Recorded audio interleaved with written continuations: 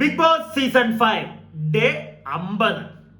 ഇപ്പൊ ചില ചേട്ടന്മാര് വിചാരിക്കുന്നുണ്ടായിരിക്കും big boss season 6 കഴിഞ്ഞ് എന്നിട്ട് എന്തുവാണ് ഇവൻ ഡേ മറ്റെന്താ സീസൺ 5 ഡേ 15 ഒക്കെ പറഞ്ഞുകൊണ്ടിരിക്കുന്നത് എന്ന് ചിന്തിച്ചില്ലേ കുറച്ചു പേര്. അപ്പൊ അവർക്ക് വേണ്ടിയിട്ടാണ് ഞാൻ എന്റെ സ്ഥിരം വീഡിയോ കാണുന്നവർക്ക് അറിയാം, ഞാനൊരു പരിപാടി ചെയ്യുന്നുണ്ടായിരുന്നു. അതായത് പഴയ സീസൺ ഈ ഒരു സീസൺ കഴിഞ്ഞപ്പോൾ തൊട്ട് ഞാൻ ചെയ്യാൻ തുടങ്ങി. പക്ഷെ ഇടയ്ക്ക് എനിക്ക് കുറെ ദിവസങ്ങളിൽ അത് കണ്ടിന്യൂ ചെയ്യാൻ പറ്റിയില്ല. സംഗതി വേറൊന്നുമല്ല, പഴയ സീസൺ 5th സീസണിലെ മെയിൻ ആയിട്ടുള്ള എക്സൈറ്റ് ചെയ്യിപ്പിച്ച്, ജനങ്ങളെ എക്സൈറ്റ് ചെയ്യിപ്പിച്ച, അല്ലെങ്കിൽ എനിക്ക് ഒന്നുകൂടെ റിപ്പീറ്റ് കാണുമ്പോഴത്തേക്ക് എനിക്ക് എക്സൈറ്റ് ആയി തോന്നിയ കുറച്ച് എപ്പിസോഡുകൾ, അതിനകത്തെ ഒരു ഡീറ്റെയിൽ റിവ്യൂ ഒന്നുമല്ല, കുറച്ച് കാര്യങ്ങൾ എടുത്തു വെച്ച് ഞാനൊന്ന് സംസാരിക്കും. അപ്പൊ അങ്ങനെ എനിക്കിന്ന് സംസാരിക്കാൻ തോന്നിയത് ഡേ 15. അപ്പോ ഞാനത് അതിനെപ്പറ്റി പറയാനുള്ള ഒരു കാരണം എന്താണെന്ന് വെച്ച് കഴിഞ്ഞാൽ അതിനകത്ത് ഒന്ന് രണ്ട് കാര്യങ്ങൾ ഞാൻ ഭയങ്കരമായിട്ട് എനിക്കത് കണ്ടപ്പോഴത്തേക്ക് എന്നെ ഒന്ന് എക്സൈറ്റ് ചെയ്യിച്ചു. എന്തൊക്കെ ഉണ്ടല്ലോ, ഇത് നിങ്ങളോട് പറഞ്ഞു തരണമല്ലോ എന്നൊരു സാധനം എനിക്ക് തോന്നി. അതുപോലെ തന്നെ ഞാൻ ഈ ഒരു പരിപാടി ചെയ്യാനുള്ള ഒരു കാരണം നിങ്ങൾ കണ്ടതാണ്. ഈ ഒരു സീസൺ 6 കോമണേഴ്സ് ആയിട്ട് രണ്ട് പേര് അതിനകത്തോട്ട് കയറി. അപ്പൊ ഇനി ചിലപ്പോൾ അടുത്ത സീസണിലും ചിലപ്പോൾ ഇതേ കണക്ക് കോമണേഴ്സ് കയറാനുള്ള ചാൻസ് ഉണ്ട്. അപ്പോ എങ്ങനെയാണ് ഒരു വ്യക്തി ഇതിനകത്ത് പോയി കഴിഞ്ഞാൽ, ഈ ബിഗ് ബോസ് ഹൗസിൽ ചെന്ന് കഴിഞ്ഞാൽ എങ്ങനെയൊക്കെയാണ് ഇപ്പൊ അഖിൽ മാരാർ എന്ന് പറയുന്ന ഒരു വ്യക്തി കപ്പടിച്ചു 5th സീസണിൽ. എന്തുകൊണ്ട് കപ്പടിച്ചു? ജനങ്ങൾക്ക് എന്താണ് അയാളെ ഇഷ്ടപ്പെടാനുള്ള ഒരു കാരണം? അയാൾ നിന്ന കുറച്ച് സ്ട്രാറ്റജികളുണ്ട്. ഇങ്ങനെയുള്ള കുറച്ച് കാര്യങ്ങളായിരിക്കും ഞാൻ മെയിൻലി എടുത്ത് നിങ്ങൾക്ക് പറഞ്ഞു തരുന്നത്. അത് കണ്ടാൽ ഇപ്പൊ നിങ്ങൾ ഇപ്പൊ ഈ കാണുന്നതിനകത്ത് ഒരാൾ നിങ്ങൾക്ക് ഇതിനകത്ത് പോകണമെന്ന് ആഗ്രഹിക്കുന്ന ഒരാളാണെങ്കിൽ ഏതാണ്ട് ഈ ഒരു സ്ട്രാറ്റജി ഒക്കെ പിടിച്ചു കഴിഞ്ഞാൽ നിങ്ങൾക്ക് അതിനകത്തൊന്ന് പിടിച്ചു നിൽക്കാൻ പറ്റും. ആ ഒരു ഗുണവും കൂടെ ഇത് കാണുന്നവർക്ക് കിട്ടും. അപ്പൊ നിങ്ങൾക്ക് അതിന് താല്പര്യം ഉണ്ടെങ്കിൽ, ഈ ഒരു പോണം ബിഗ് ബോസിലേക്ക് എന്നൊക്കെ ഉണ്ടെങ്കിൽ ഒന്ന് കണ്ടുവെക്കുക, നിങ്ങൾക്ക് ഗുണമായിരിക്കും. അതുപോലെ തന്നെ ചിലപ്പോൾ എനിക്ക് അറിയത്തില്ല, ഞാൻ ഈ പറയുന്ന കാര്യങ്ങൾ ഈ സീസൺ 5ന്റെ റിവ്യൂ ചെയ്ത ആളുകൾ പറഞ്ഞിട്ടുണ്ടോ എന്നൊന്നും എനിക്ക് അറിയത്തില്ല. അപ്പൊ അവർ മിസ്സായി പോയിട്ടുണ്ടെങ്കിൽ, എന്തെങ്കിലുമൊക്കെ പറയാൻ മിസ്സാക്കി കളഞ്ഞിട്ടുണ്ടെങ്കിൽ അതുമൊക്കെ ചിലപ്പോൾ എന്റെ വായിൽ ഇതിനകത്തൊന്ന് കേൾക്കുവാണെങ്കിൽ നല്ലതല്ലേ. അതുപോലെ തന്നെ കുറെ പേര് പറയുന്നുണ്ടല്ലോ ഈ സീസൺ 6 കണ്ട് മടുത്തപ്പത്തേക്ക് പോയി സീസൺ 5 ഒക്കെ കണ്ടെന്ന് കുറെ പേര് എന്നോട് പറയുന്നുണ്ട്. കുറെ പേരെന്നോട് പേഴ്സണലി ചോദിച്ചു, റിവ്യൂ ചെയ്യൂ എന്നൊക്കെ പറഞ്ഞു. സോ അതുകൊണ്ടാണ് ഞാൻ ഈ പരിപാടി ചെയ്യുന്നത്. ഓക്കെ, അപ്പൊ ഡേ 15ലെ കുറച്ച് കാര്യങ്ങൾ നമുക്ക് പറയാം. എന്തൊക്കെയോ ഞാൻ പറഞ്ഞപ്പോൾ നാക്കൊടക്കല്ലേ, ക്ഷമിക്ക ചേട്ടന്മാരെ, എന്നോട്ടൊന്നും തോന്നല്ലേ. അപ്പൊ നമുക്ക് പരിപാടിയിലേക്ക് പോവാം. ഈ ഡേ 15 എടുക്കാൻ കാരണം, ഡേ 15ൽ ആദ്യത്തെ ഒരു പരിപാടി എന്താണെന്ന് വെച്ചാൽ പുറത്തു നിന്നുള്ള ഒരു പ്രസ് അതായത് മീഡിയയിൽ നിന്ന് കുറച്ച് ആളുകൾ വന്നിട്ട് ഇവരോടുള്ള, ഈ അകത്തുള്ള കണ്ടസ്റ്റൻസിനോടുള്ള ഒരു ചെറിയൊരു കോൺവെർസേഷൻ പരിപാടിയാണ് ഡേ 15ൽ ഞാൻ കണ്ടത്. അതുപോലെ തന്നെ ഞാൻ ഒരു കാര്യം പറയട്ടെ, എനിക്ക് കുറെ എപ്പിസോഡുകൾ ഞാനിപ്പോ ഇരുന്ന് കാണുമ്പോഴത്തേക്ക് ഇതാണല്ലേ സത്യം പറഞ്ഞ ബിഗ് ബോസ്. ഇതാണ് ബിഗ് ബോസ്. ചിലവർ പറയുന്നുണ്ട് ഇതിനെക്കാളും ഇൻട്രസ്റ്റിംഗ് ആണ് സീസൺ 4 ഫസ്റ്റ് എന്നൊക്കെ, സീസൺ 1 എന്നൊക്കെ. ഞാൻ കുറെ ഒന്നും അധികം ഇങ്ങനെ ഞാൻ ഓൾറെഡി പറഞ്ഞല്ലോ, ഞാൻ മറ്റേ സ്ഥിരമായിട്ട് ഈ പരിപാടി കാണുന്ന ഒരു വ്യക്തിയല്ലായിരുന്നു. ഈ ഒരു സീസൺ ആയപ്പോഴാണ് ഞാൻ അങ്ങനെ കാണുന്നത്. ഞാൻ കണ്ട ആദ്യത്തെ സീസൺ തന്നെ എനിക്ക് വെറുത്തു പോയ സീസൺ ആയിപ്പോയി. അത് ബാക്കി പഴയ സാധനങ്ങൾ കാണുമ്പോഴാണ് അയ്യോ ഇതാണ് സാധനം എന്ന് മനസ്സിലാവുന്നത്. ഈ ഒരു സീസണായിട്ട് ഞാൻ പറഞ്ഞില്ല, ഒരു കമ്പാരിസൺ ഒക്കെ ഞാൻ ഉദ്ദേശിച്ചു. ഒരു കമ്പാരിസൺ ചെയ്യാൻ ഒന്നുമില്ലല്ലോ. ഞാൻ കുറച്ച് കാര്യങ്ങൾ പറയാം ഈ ഒരു സീസണായിട്ട് ചെറുതായിട്ട്. അധികം ഒന്നും കമ്പയർ ചെയ്യാൻ പറ്റത്തില്ല. അത് ഈ ഒരു ബിഗ് ബോസ് സീസൺ 5ലേക്ക് അവർക്കൊരു വില ഇല്ലാതാക്കി കളയുന്നതൊക്കെ ആയിരിക്കും സീസൺ 5ലെ കണ്ടസ്റ്റൻസിന്. ഈ ഒരു സീസണിലെ കണ്ടസ്റ്റൻസുമായിട്ട് ഒന്ന് കണക്ട് ചെയ്യാൻ പോയി കഴിഞ്ഞാൽ, കാരണം ഒന്നുമില്ലല്ലോ ഇതിനകത്ത്. ഈ ഒരു സീസണില് ഈ സീസൺ 5ൽ ഈ 50ാം ദിവസം ഞാനൊരു BB ഹോട്ടൽ ഇത്തവണ ഉണ്ടായിരുന്ന പോലത്തെ ഒരു ഹോട്ടൽ പരിപാടിയൊക്കെ കണ്ടു. എന്നാ അത്, അതാണ് ഹോട്ടല്, അതാണ് പരിപാടികള്. ഇത്തവണ എന്തുവാ ഇതൊക്കെ കണ്ട് ഞാനത് അപ്പോഴാണ് ആലോചിച്ചത്. ഇതൊക്കെ കണ്ട് ഈ സീസൺ 5ന്റെ റിവ്യൂ ഒക്കെ ചെയ്ത ആളല്ലേ എന്റെ സ്വന്തം സായി ചേട്ടനൊക്കെ ഇത്തവണ ഈ BB ഹോട്ടലിൽ ഉണ്ടായിട്ടാണോ സായി ചേട്ടാ ഇപ്പൊ ഇങ്ങനെയൊക്കെ നടത്തിക്കണം? പോട്ടെ, നമുക്ക് പരിപാടിയിലേക്ക് വരാം. ആദ്യമേ ഈ ഒരു പരിപാടിയുടെ അതായത് മീഡിയക്കാർ വന്നിട്ടുള്ള ചോദ്യത്തിൽ ഫസ്റ്റ് ചോദ്യം ഞാൻ കണ്ടത് റിനോഷിന്റെ അടുക്കലായിരുന്നു. റിനോഷ് ഈ തൊട്ടും തൊടാതെയും സംസാരിക്കുന്ന ഒരു പരിപാടി ഉണ്ടല്ലോ, ഈ ഒരു സാധനം ഉണ്ടല്ലോ.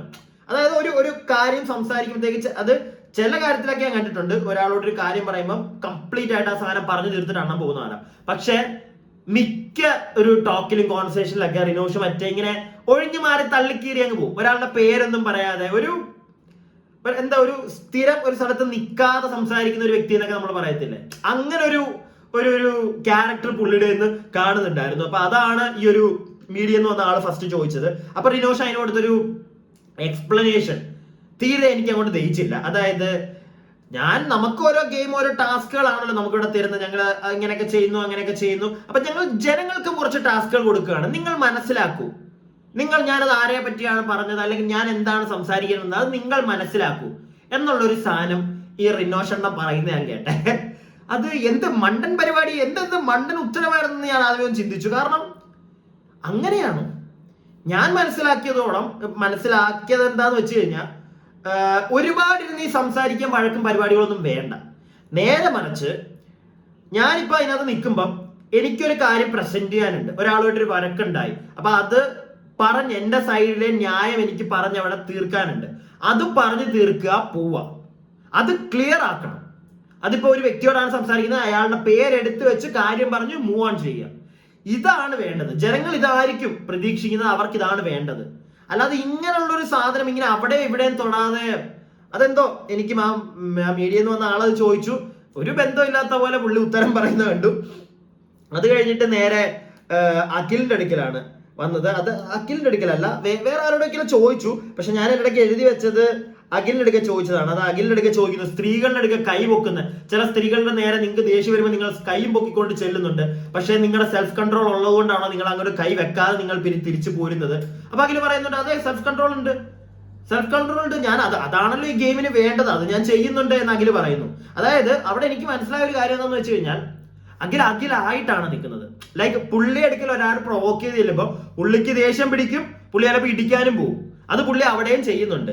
പക്ഷെ അതൊരു അതൊരു വേറൊരു പ്ലാറ്റ്ഫോം ആയതുകൊണ്ട് ജനങ്ങൾ കാണുന്നതുകൊണ്ടും അവിടെ ഒരു കോൺട്രാക്ട് സൈൻ ചെയ്യുമ്പോൾ അവിടെ കൈ വെക്കരുത് എന്നൊരു സാധനം ഉള്ളത് കൊണ്ടും പുള്ളി അതിനൊരു വില കൊടുക്കുന്നു. അതുകൊണ്ട് പുള്ളി കൈ വെക്കുന്നില്ല, കൺട്രോൾ ചെയ്യുന്നു എന്നുള്ളൊരു സാധനം പുള്ളി പറഞ്ഞു.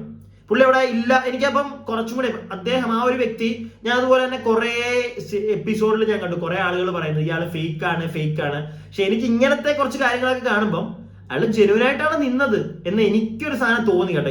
ഇന്ന് ആ ഒരു ഇത് കണ്ടപ്പോഴത്തേക്ക് എനിക്ക് പേഴ്സണലി തോന്നി, ഈ ഒരു ഡേ 15 ഈ ഒരു കോൺവെർസേഷൻ പുള്ളിയുടെ കണ്ടപ്പോൾ എനിക്ക് അങ്ങനെയാണ് തോന്നി, പുള്ളിയായിട്ടാണ് നിൽക്കുന്നത് എന്നെനിക്കൊരു സാധനം തോന്നി. ഇനി ഇത് ഈ ഒരു എപ്പിസോഡിൽ നിന്ന് എനിക്ക് തോന്നിയതാണ്. ബാക്കിയുള്ള ദിവസങ്ങളിൽ ഞാനിങ്ങനെ ഓരോന്നോരോന്ന് കണ്ടു നോക്കട്ടെ, അപ്പൊ ഞാൻ കംപ്ലീറ്റ്ലി പറയാം. കുറച്ചൊക്കെ കണ്ടപ്പോഴത്തേക്ക് എനിക്ക് അത് തന്നെയാണോ തോന്നിയത്. കുറെ പേര് പുള്ളി ഫേക്ക് ആണെന്ന് പറഞ്ഞപ്പോഴും ഇങ്ങനത്തെ സാധനങ്ങളൊക്കെ കാണുമ്പോൾ I think like he's not a fake one. പുള്ളിയായിട്ടാണ് നിൽക്കുന്നത്. അതിനുശേഷം നാദര ഇടയ്ക്ക് ഒരു ചോദ്യം ചോദിക്കുന്നുണ്ട്. ഒരു മീഡിയ എന്ന് വന്ന ഒരു വ്യക്തി, അതായത് ഒരു കമ്മ്യൂണിറ്റിയെ റെപ്രസെന്റ് ചെയ്ത് വന്നിട്ട് ഇവിടെ വന്നപ്പോഴത്തേക്ക് അതിന്റെ ഒരു മുഖഭാവം ഉണ്ടായിരുന്നു നിങ്ങൾക്ക്, പക്ഷെ അത് ഇവിടെ വന്നു കഴിഞ്ഞപ്പോൾ നിങ്ങൾ കുറച്ചുകൂടെ സോഫ്റ്റ് ആയി പോയോ എന്നൊക്കെ നാദരോട് ചോദിക്കുന്ന കണ്ടു. അതായത് ആ കമ്മ്യൂണിറ്റിയെ റെപ്രസെന്റ് ചെയ്ത് വന്നു എന്നൊക്കെ പറഞ്ഞിട്ട് നിങ്ങൾ ഇവിടെ വന്നപ്പം ആ ഇതൊന്നും കാണിക്കാതെ കുറച്ച് ഒതുങ്ങി പോയോ എന്നുള്ള രീതിയിലൊക്കെയാണ് ചോദിക്കുന്നത്. അപ്പം നാദര പറയുന്നൊരു ഉത്തരവുണ്ട്. അതായത് ഇവിടെ ആരും ടോക്സിക് ആയിട്ടുള്ള ആളുകളില്ല. 50-ാം ദിവസത്തിലാണ് നാദർ ഈ ഒരു സാധനം പറയുന്നത്. ഇവിടെ ടോക്സിക് ആയിട്ടുള്ള ഒരു ആരുമില്ല. ഞാനിപ്പോ അത് പറയാൻ കാരണം നമ്മുടെ സാഗറുമായിട്ടുള്ള ഒരു വിഷയത്തില് ബാത്റൂമിന്റെ അവിടെ നിന്നിട്ട് എന്തോ തുപ്പോ അങ്ങനെ എന്തോ ഒരു കേസ്, ഞാനത് എഴുതി വെച്ചിട്ടില്ല കേട്ടോ, ഞാൻ വിട്ടുപോയി. അപ്പൊ ആ ഒരു കേസിലൊക്കെ ഈ നാദർ ഓക്കെ കുഴപ്പമില്ല എന്നും പറഞ്ഞ് വിട്ടുകളഞ്ഞു. അതാണ് ആ മീഡിയ എന്ന് വന്ന ആള് ചോദിക്കുന്നത്, എന്തിനാണ് അങ്ങനെ വിട്ടുകളഞ്ഞത്. അതിനാണ് പറയുന്നത്, ഞാനത് പറഞ്ഞ ഉടനെ ഞാൻ എന്റെ ഫ്രണ്ട് പോലെയാണ്, ഞാൻ അവനോട് സംസാരിച്ചപ്പോൾ അവനത് അക്സെപ്റ്റ് ചെയ്തു, സോറി അയച്ചു. അപ്പൊ ഞാനത് വിടണ്ടേ എന്ന് നാദർ പറയുന്നു. എനിക്കും അതാണ് തോന്നിയത്, അത് വിടുക. അത് പിന്നെ ഈ ചോദിച്ച ആള് പിന്നെ അവിടെ എന്താ വഴക്കുണ്ടാക്കത്തെന്നുള്ള രീതിയിലാണ് ചോദിക്കുന്നത്. വഴക്കുണ്ടാക്കേണ്ട കാര്യമില്ല, അത് നാദരയ്ക്ക് മനസ്സിലായി. സോ അതാണ് നാദരയുടെ ഒരു ബെറ്റർ, ആ ഒരു പോയിന്റിൽ അതൊരു നല്ലൊരു കാര്യമായിട്ട് എനിക്ക് തോന്നി. എന്തിനാ അവരുടെ ആവശ്യമില്ലാതെ വഴക്കുണ്ടാക്കുന്നത്? സോൾവ് ചെയ്ത് പോകാൻ പറ്റുന്നെങ്കിൽ അതാണ് നല്ലത്. എനിക്കപ്പം മനസ്സിലായ ഒരു കാര്യം, അവരുടെയൊക്കെ ഉള്ളിൽ ഒരു ഫ്രണ്ട്ഷിപ്പ് ഉണ്ട്. ഈ സീസണിൽ നമ്മൾ കാണാതെ പോയത് അതാ. ചുമ്മാ ഒച്ചയും ബഹളവും ഒരു ഫ്രണ്ട്ഷിപ്പ് ഒന്നും അങ്ങോട്ടും ഇങ്ങോട്ടും. എനിക്കൊന്നും ഇപ്പൊ ഈ പുറത്തിറങ്ങിയിട്ട് കുറെ എണ്ണം കാണിക്കുന്നതും ഒരു കാട്ടായം പോലെ എനിക്ക് തോന്നുന്നത്. എന്തിനോ വേണ്ടി കാണിക്കുന്നു, അല്ലാതെ മനസ്സുകൊണ്ട് അത്ര വലിയ എനിക്ക് തോന്നുന്നില്ല. അതൊക്കെ അവിടെയാണ്. അത് അവിടെ നിന്നപ്പോ അല്ലെങ്കിൽ ഇവര് പറയണമായിരുന്നു, ഇത്രയും നമ്മൾ പറയത്തില്ല ഒരു പ്രഷർ കുക്കറാണ് അതൊന്നും. അപ്പൊ ആ പ്രഷർ കുക്കറിൽ തെറ്റുന്നല്ലോ നാക്ക് ഉടക്കി. അപ്പൊ ആ പ്രഷർ കുക്കറിൽ ഇവർ നിൽക്കുമ്പോഴും 50-ാമത്തെ ദിവസം ഇവർക്ക് ഫ്രണ്ട്ഷിപ്പിന് വാല്യൂ കൊടുത്ത് ഇവരുണ്ടാവുന്ന വഴക്കുകൾ ഇങ്ങനെ കോംപ്രമൈസ്. ആ വഴക്കുകളുണ്ട്, അത് കഴിഞ്ഞിട്ടും വഴക്കുകളുണ്ട്, പക്ഷെ കുറെ എണ്ണത്തിന് അവർ വിട്ടുകളയാൻ നോക്കുന്നുണ്ട്.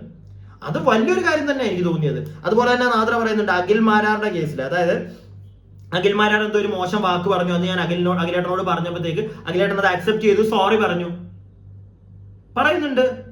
അത് അവരുടെ രണ്ടുപേരുടെ ഒരു നല്ലൊരു കൈൻഡ് ഹേർട്ട്, അവരുടെ നല്ലവരുടെ ഒരു ഗുഡ് ക്വാളിറ്റിയാണ് അവിടെ കാണിക്കുന്നത്. നാദരെ അത് പറഞ്ഞപ്പോൾ അഖിൽ അക്സെപ്റ്റ് ചെയ്തിട്ടുണ്ടെങ്കിൽ അഖിലിന്റെ ഒരു ഗുഡ് ക്വാളിറ്റി അത് അക്സെപ്റ്റ് ചെയ്തു, ഞാൻ ഇനി ചെയ്യില്ല എന്ന് പറയുന്നു. അതൊക്കെ ആ ഒരു സീസണിൽ ഉണ്ടായിരുന്നു. ഈ സീസണിൽ അതൊന്നും ഇല്ല. ഈ സീസണിൽ ആ പരിപാടിയേ ഇല്ല. അതാണ് എനിക്ക് മനസ്സിലായത്. അതൊക്കെ നമ്മുടെ നല്ല ക്വാളിറ്റികൾ അവിടെ കാണിക്കാൻ പറ്റണം. മനസ്സിലായില്ലേ? നാദരയൊക്കെ ഫൈനൽ 5 എത്തിയില്ല, അതിന് മുന്നേ പോയി. പക്ഷെ എന്നാലും അത്രയും ദിവസങ്ങൾ വന്ന് നിൽക്കാൻ പറ്റിയത് ഇങ്ങനെയുള്ള കുറെ കാര്യങ്ങൾ കൊണ്ടായിരിക്കാം. ആളുകൾക്ക് കുറച്ചു പേർക്കെങ്കിലും ഇഷ്ടം തോന്നി ചിലപ്പോൾ അതുകൊണ്ടൊക്കെ ആയിരിക്കാം. അവരായിട്ട് നിന്നു. അവർക്ക് എന്താണ് ക്ഷമിക്കുക എന്ന് പറയുന്ന ഒരു സാധനം നമുക്ക് പുറത്ത് ജനങ്ങൾക്ക് വേണ്ട ഒരു കാര്യം. അത് അവർക്ക് അവിടെ പറ്റുന്നുണ്ടെങ്കിൽ ഈ സീസണിലെ കുറെ കണ്ടസ്റ്റൻസ് ഞാൻ പറയുന്നത് കേട്ടു, ഭയങ്കര മറ്റേതാണ്, അവിടെ ഇങ്ങനെയാണ്, അവിടെ മറ്റേതാണ് നമ്മൾ വിചാരിക്കുന്ന. നമുക്ക് എല്ലാവർക്കും അറിയാം. ഈ പറയുന്നവർ വന്നിട്ട് പറയണ്ട, നമ്മൾ പറയുന്ന കണക്കോ ഈ പുറത്തിരുന്ന് കഥ പറയുന്ന കണക്കോ അല്ല, അതിന്റെ അകത്തുനിന്ന് നമുക്ക് മനസ്സിലാവും. ഇത്രയും ഇതിന് മുമ്പ് ഉള്ളവരും അത് പറഞ്ഞിട്ട് പോയതാ. അപ്പൊ നമുക്കൊരു ഐഡിയ ഉണ്ടത്. ഇവര് വന്നിട്ട് ഈ ഒരു സീസണിലെ ആൾക്കാർ ഞങ്ങൾ മാത്രമാണ് ആ പ്രഷർ, നിങ്ങളെക്കാട്ടിലും വലിയ പ്രഷർ അനുഭവിച്ച ആൾക്കാർ അവിടെ ഉണ്ട് കഴിഞ്ഞ സീസണിലൊക്കെ. അവരെങ്ങനെ ഹാൻഡിൽ ചെയ്തു നോക്ക് നിങ്ങളെ കൊണ്ട് അതിന്റെ ഒരു പോലും ഒരു 1% പോലും നിങ്ങൾക്ക് പറ്റിയിട്ടുണ്ടെന്ന് എനിക്ക് തോന്നുന്നില്ല ഈ സീസണിലെ കണ്ടസ്റ്റൻസിനോടാ. അതൊക്കെ വെച്ച് നോക്കുമ്പോൾ അവരെന്തോ ബെറ്റർ ആയിരുന്നു. ഞാൻ ബെറ്റർ ആയിരുന്നാ പറയുന്നത് കേട്ടോ, നിങ്ങൾ വേറെ രീതിയിലൊന്നും എടുക്കണ്ട. അപ്പൊ ഇത് കഴിയുമ്പോഴത്തേക്കാണ് പിന്നെ BB ഹോട്ടൽ ടാസ്കുകൾ വരുന്നത്. ജുനൈസ് ആണ് മാനേജറായിട്ട്. ഞാൻ എന്റെ മോനെ, ഇത്തവണ ഋഷി അല്ലായിരുന്നു HR മാനേജർ. ഋഷി നല്ല പയ്യനാണ്, ഞാനത് ഓൾറെഡി പറഞ്ഞിട്ടുള്ളതാണ്. പേഴ്സണലി നല്ല ആളാണ്. പക്ഷെ അവനെ ജുനൈസിന്റെ ആ ഒരു മാനേജർ ഒരിക്കലും ഒരു കാരണവശാലും കമ്പയർ ചെയ്യാൻ പറ്റില്ല. ഞാൻ അതുകൊണ്ട് പറയുന്നില്ല. ജുനൈസ് എന്നൊക്കെ പറഞ്ഞാൽ വേറെ മോഡൽ അവിടെ ചുമ്മാ അല്ല അവിടെ ജുനൈസ് ഒക്കെ ലാസ്റ്റ് വരെ എത്തിയത്. ലൈക്ക് കുറെ പേർക്ക് വെറുപ്പുണ്ടായിരുന്നു, കുറെ പേർക്ക് ഇഷ്ടമുണ്ടായിരുന്നു, എല്ലാം എനിക്കറിയാം. പക്ഷെ ജുനൈസ് ഒക്കെ അയ്യോ, അതുകൊണ്ട് ഞാൻ ഒരിക്കലും അത് കമ്പയർ ചെയ്യാൻ പോകുന്നില്ല. സീസൺ 6 നടക്കത്തില്ല ഒരു കമ്പാരിസൺ ഈ മാനേജറിന്റെ കേസിലൊന്നും. വേറെ ലെവൽ മാനേജർ. എന്തായാലും ഇതിനിടയ്ക്ക് നമ്മുടെ അഖിലേട്ടനായിരുന്നു മറ്റേ സെക്യൂരിറ്റി ഒക്കെ ആയിട്ട്. നല്ല സെക്യൂരിറ്റി, അധികം സ്പേസ് ഇല്ല, പക്ഷെ കിട്ടുന്ന സ്പേസിലെല്ലാം അഖിൽമാരാർ കയറി കളിക്കുന്നുണ്ടായിരുന്നു. നല്ല രസമുണ്ടായിരുന്നു. നമ്മുടെ മിഥുനും അഖിലേട്ടനുമായിട്ടുള്ള ഒരു കോൺവെർസേഷൻ ഞാൻ അവിടെ കണ്ടു. അപ്പൊ മിഥുൻ ചോദിക്കുന്നുണ്ട്, എനിക്ക് കുറച്ച് അത്യാവശ്യങ്ങളുണ്ട്, എനിക്ക് ഒരു 1,00,000 രൂപ വേണം. ഉടനെ അഖിലേട്ടനടാ ഞാൻ കണ്ടിട്ടില്ലടാ, 1,00,000 രൂപ എന്റെ ജീവിതത്തിൽ കണ്ടിട്ടില്ലടാ. നല്ല രസമുണ്ട്, കോമഡി ഉണ്ട് ഇവരുടെയൊക്കെ. അതുപോലെ തന്നെ ഈ ഗസ്റ്റ് വരുന്നുണ്ട്, റോബിനും പിന്നെ എന്തായിരുന്നു നമ്മുടെ അയാളുടെ പേര് ഞാൻ മറന്നുപോയല്ലോ. അയ്യോ, ഞാൻ എഴുതി വെച്ചിട്ടുണ്ടോ തോന്നി ഇവിടെ. രജിത് സാർ ഇവർ രണ്ടുപേരും ആയിരുന്നു. അപ്പം നല്ല രസമുണ്ടായിരുന്നു കേട്ടോ. എന്തായാലും ഇവരുടെ ഈ സെറീന സാഗർ ഇവരുടെ ചെറിയ കോൺവെർസേഷൻ ഒക്കെ ഉണ്ടായിരുന്നു, നല്ല രസമായിരുന്നു. അതായത് എന്തോ ആയിരുന്നു, സാഗർ പറയുന്നു നമ്മൾ എപ്പോഴും ഐ കോണ്ടാക്ട് ഇട്ട് നിൽക്കണം, അതാണ് രസം, നമ്മൾ ഐ കോണ്ടാക്ട് കൊടുക്കണം ഗസ്റ്റ് വന്നാലും, പക്ഷെ അധികം നീ എന്നെ നോക്കരുത്, എന്റെ കയ്യിൽ നിന്ന് പോകും എന്നൊക്കെ പറയുന്നത് നല്ല രസമുണ്ട് അവരുടെ കോൺവെർസേഷനോടും. ഈ ഒരു സീസണിൽ അതൊക്കെ മിസ് ചെയ്തത് കേട്ടോ. ഞാനത് കേൾക്കുമ്പോഴെനിക്ക് മനസ്സിലാവുന്നു ഇങ്ങനെയുള്ള നല്ല നല്ല പരിപാടികളൊക്കെ ഉണ്ടായിരുന്നല്ലേ ഇത്.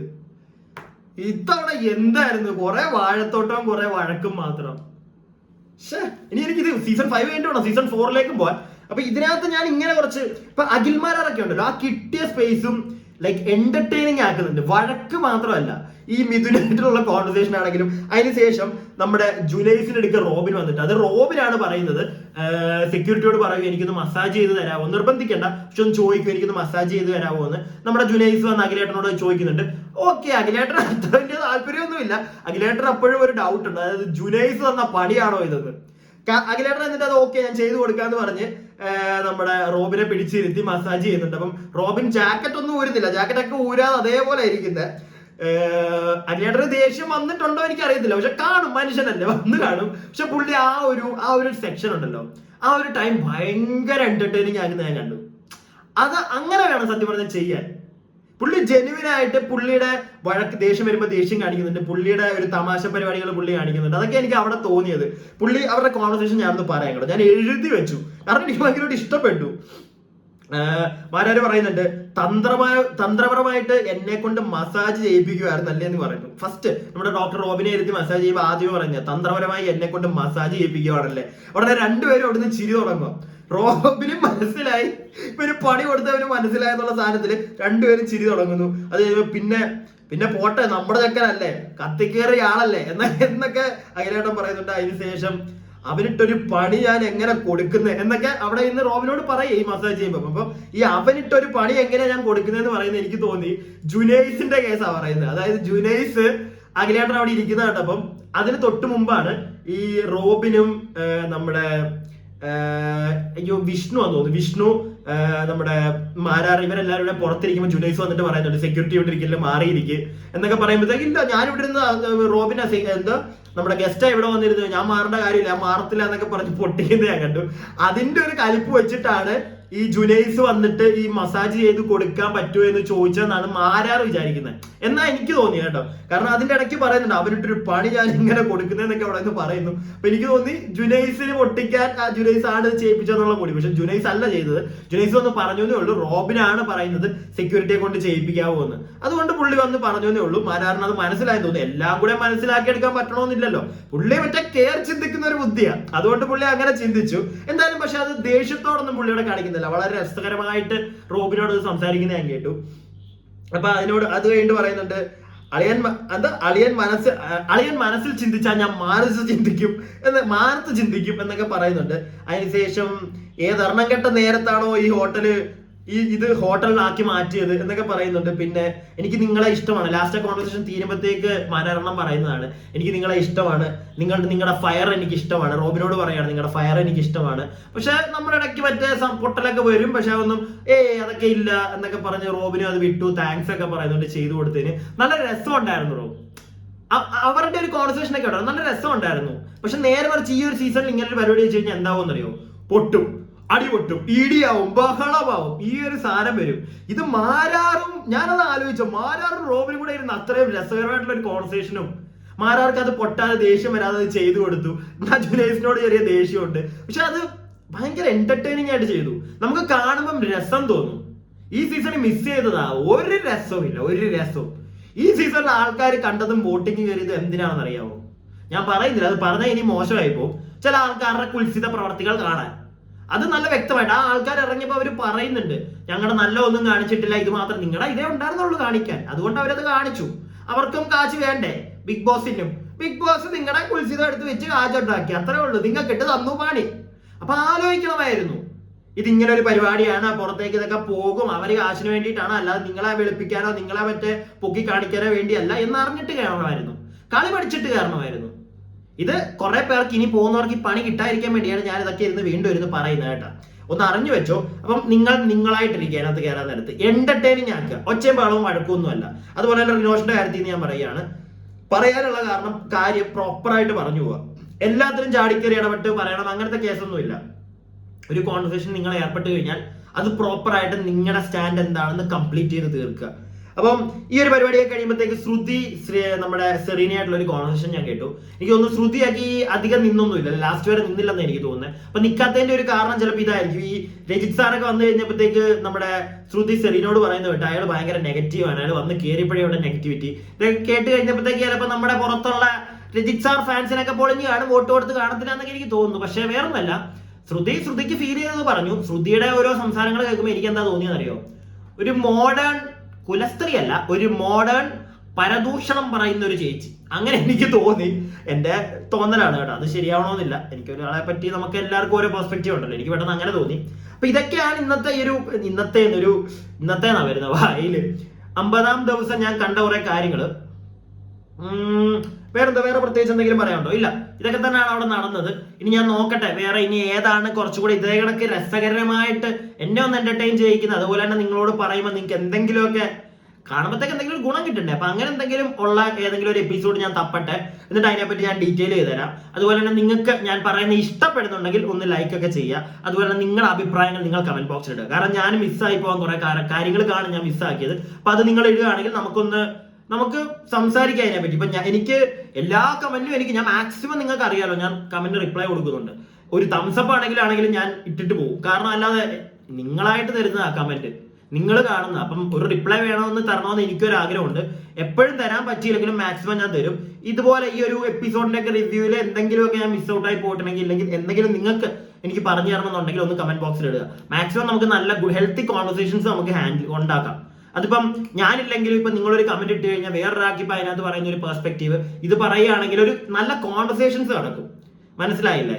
ഞാൻ അതാണ് ഈ ഒരു സ്റ്റൈൽ പിടിക്കുന്നതിനകത്ത്, അതായത് സ്റ്റൈൽ എന്നല്ല പറയുന്നത്, ഈ ഒരു പഴയ ബിഗ് ബോസ് എടുത്തുകൊണ്ട് വന്നതിന്റെ ഒരു കാര്യം അതാ.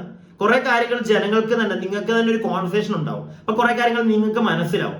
സോ അത് വെച്ചിട്ട് നിങ്ങൾക്ക് ആർക്കെങ്കിലും ഒരു ചാൻസ് കിട്ടിയാൽ പോകാൻ പറ്റും, അത് വെച്ച് ഗെയിം കളിക്കാൻ പറ്റും. സോ അങ്ങനെയുള്ള എന്തെങ്കിലുമൊക്കെ ഈ വീഡിയോ കാണുമ്പോഴത്തേക്ക് നിങ്ങൾക്കും കൂടെ ഗുണകരമായിട്ടുള്ള എന്തെങ്കിലുമൊക്കെ സാധനം എടുക്കുക. അതാണ് ഞാൻ ഉദ്ദേശിക്കുന്നത്. എനിക്കും ഗുണമുണ്ട്, ഇല്ലാന്ന് ഞാനിവിടെ ഒന്നും പറയത്തില്ല. പക്ഷെ നിങ്ങൾക്കും കൂടെ എന്തെങ്കിലും ഗുണം വേണം. അത് ഇങ്ങനത്തുള്ള കോൺവെർസേഷൻ മാക്സിമം കമന്റ് ബോക്സിൽ ഉണ്ടാക്കി എടുത്തിട്ട് നല്ല കാര്യങ്ങൾ ഏറ്റെടുക്കുക. അതുപോലെ തന്നെ ഞാൻ പറയുന്നതിനകത്ത് കറക്റ്റ് ആയിട്ടുള്ള കാര്യങ്ങൾ ഉണ്ടെങ്കിൽ അതും കൂടെ എടുക്കുക. സോ നിങ്ങൾക്കൊരു ചാൻസ്. ഞാൻ എന്തായാലും ഈ ബിഗ് ബോസിന്റെ അടുത്ത സീസണൊക്കെ വരുമ്പോഴത്തേക്ക് ഒരു ഈ കോമണേഴ്സ് എന്ന് പറയുന്ന ഒരു 2 പേർക്കോ അല്ലെങ്കിൽ ഇനി അടുത്ത പ്രാവശ്യം അങ്ങനെ ആർക്കെങ്കിലും ഒരാൾക്ക് അങ്ങനെ പോകാനൊരു ചാൻസ് വന്നു കഴിഞ്ഞാൽ ഞാൻ എന്തായാലും നിങ്ങളെ അറിയിക്കും. അതിനുള്ള എന്തൊക്കെയാണ് ചെയ്യേണ്ടതെന്നെല്ലാം ഞാൻ നിങ്ങൾക്ക് പറഞ്ഞു തരും. ഓക്കെ, അതൊക്കെ എന്തായാലും ചെയ്തിരിക്കും. അങ്ങോട്ട് പോവാ. എന്നിട്ട് പോയിട്ട് എന്റെ വീഡിയോ കണ്ടിട്ടാണ് കുറച്ച് കാര്യങ്ങളൊക്കെ അറിയെന്ന് പറയുക. എന്നിട്ട് ഞാൻ ഇവിടെ ഇരുന്ന് നിങ്ങളെ വിമർശിക്കും. അത് ചെയ്യും കേട്ടാ, ചെയ്യത്തില്ല എന്നൊന്നുമല്ല. വിമർശനം അത് നിങ്ങളുടെ സൈഡിൽ നല്ലതാണെങ്കിൽ നല്ലത് ഞാൻ ഇവിടെ ഇരുന്ന് പറയും. ഒരു കുഴപ്പമില്ല എനിക്കതിന്. അപ്പോൾ പറഞ്ഞ കണക്ക് കമന്റ് ഒക്കെ ഇടുക. സബ്സ്ക്രൈബ് ചെയ്യാത്തവർ ഒന്ന് സബ്സ്ക്രൈബ് ചെയ്യുക. ഓക്കെ.